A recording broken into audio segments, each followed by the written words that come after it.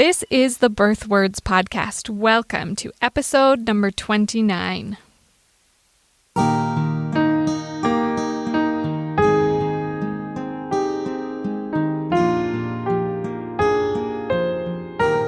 You're listening to the Birth Words Podcast. Utah-based birth doula and applied linguistics scholar Sarah Pixton digs into the language of pregnancy and birth to help expectant women claim their power as life-giving agents engaged in a praiseworthy work. This podcast aims to promote positive birth paradigms and is not intended as medical advice.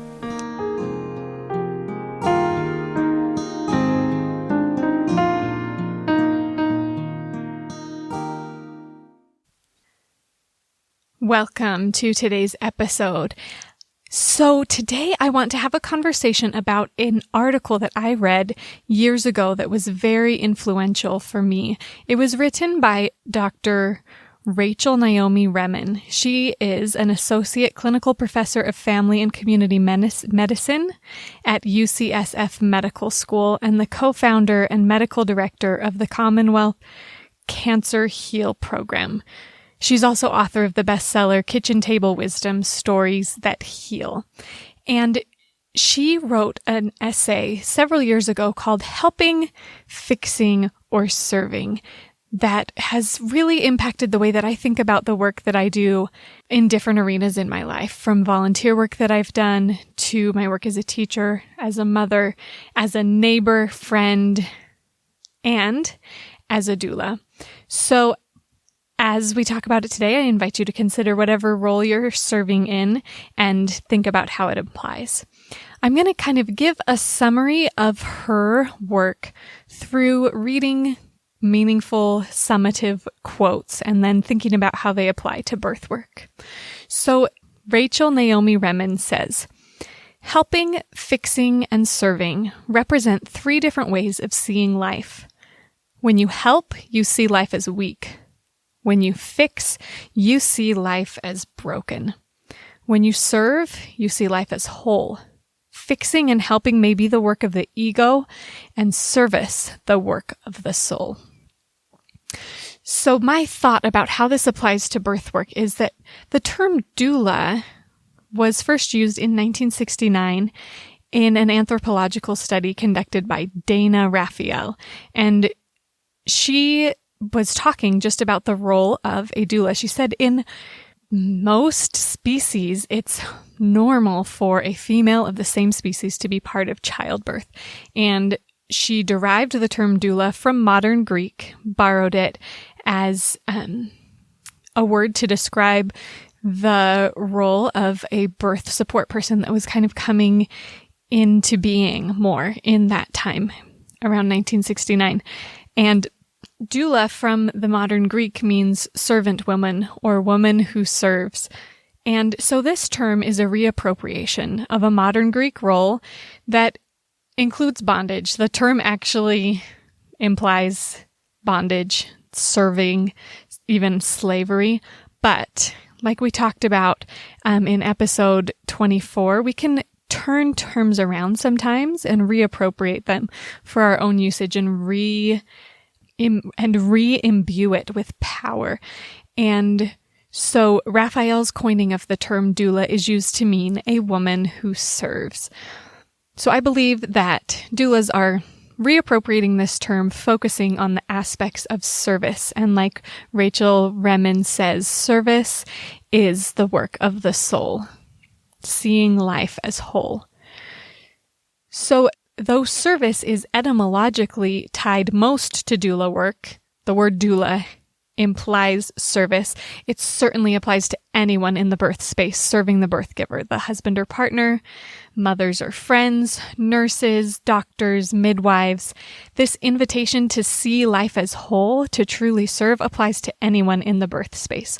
And both the life of the birth giver and the life of the soon-to-be-born baby and all of others in that space really can be benefited and made whole when they are served in this way. So again, Rachel Remen says, "When we serve, we know that we belong to life and to that purpose. From the perspective of service, we are connected. All suffering is like my suffering, and all joy is like my joy. The impulse to serve emerges naturally and inevitably from this way of seeing. And I think that's where birth even comes from. The work that a birth giver does in giving birth recognizes the wholeness and the connectedness of life as we use our own life to bring forth additional life. So going on, Rachel Remen says, helping is not a relationship between equals. A helper may see others as weaker than they are, needier than they are, and people often feel this inequality. The danger in helping is that we may inadvertently take away from people more than we ever could give them. We may diminish their self-esteem, their sense of worth, integrity, or even wholeness. So I caution anyone in the birth space to really stay away from this mentality of helping. This perspective that puts people on two different playing fields and the birth giver on a lower playing field. I'm really cautious in the language that I use when I talk about my role as a doula. Because I've read Rachel Remen's essay, Helping, Fixing, or Serving, so many times, I really am careful to never say that I help expectant families. I see the power and the strength and the ability and capability in the birth giver. She is not weak, in need of others' strength, mine or anyone else's. She is discovering the full extent of her own strength, and thus needs no help, but benefits surely, as we all do, from service. Rachel Remen says, when we help, we become aware of our own strength. But when we serve, we don't serve with our strength. We serve with ourselves, and we draw from all of our experiences. Our limitations serve. Our wounds serve. Even our darkness can serve. My pain is the source of my compassion. My woundedness is the key to my empathy. Going on, Rachel Remen says, serving makes us aware of our wholeness and its power. The wholeness in us serves the wholeness in others and the wholeness in life. The wholeness in you is the same as the wholeness in me. Service is a relationship between equals. Our service strengthens us as well as others. Fixing and helping are draining, and over time we may burn out, but service is renewing. When we serve, our work itself will renew us. In helping, we may find a sense of satisfaction. In serving, we find a sense of gratitude. I love this when we consider the application to birth. Seeing life as whole is especially important in the birth room. When sometimes birth givers are identified by their contraction pattern or cervical dilation, that does not honor her wholeness. We need in the birth space to recognize the wholeness of each person in that space. And as we serve in that space, find renewal and gratitude for the wholeness in the life of all those in that space and the baby that is soon to enter that space.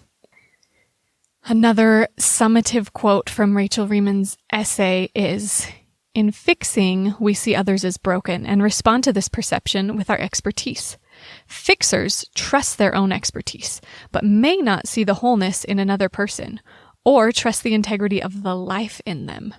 When we serve, we see and trust that wholeness. We respond to it and collaborate with it. And when we see the wholeness in another, we strengthen it. They may be then able to see it for themselves for the first time. In her essay, Rachel Remen tells the story of an emergency physician who's assisting a woman as she gives birth to a baby.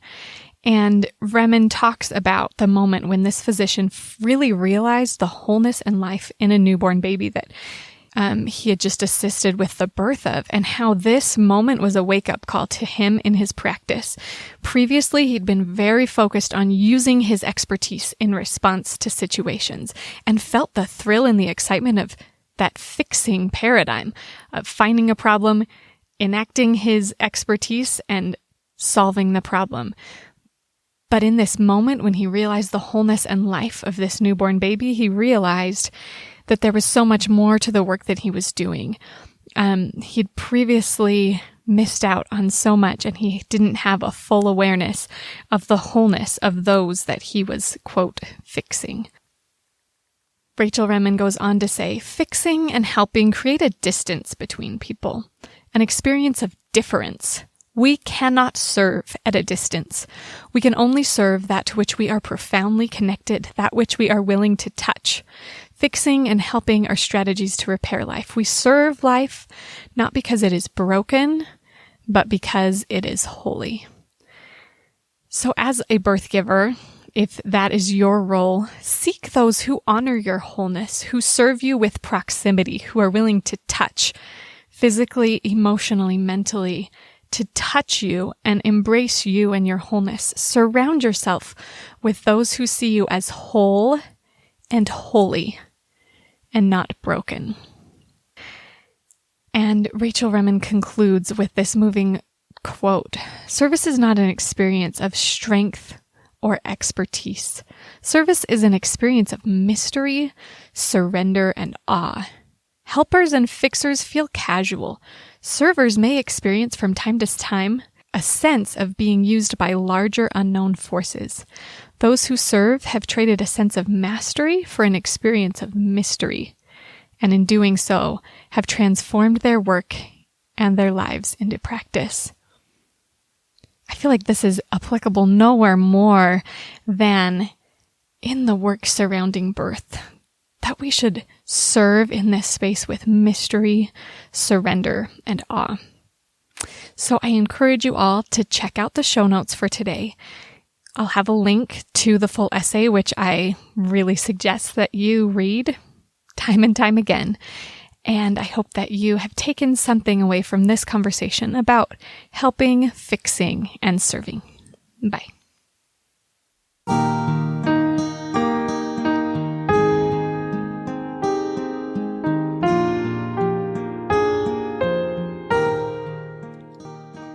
Did words play an important role in your birth experience? If you're interested in sharing your story on the podcast, go to www.birthwords.com. If you're liking what you hear on the podcast, please leave a review on your podcast app. For more resources about harnessing the power of words to benefit the birth experience, visit birthwords.com.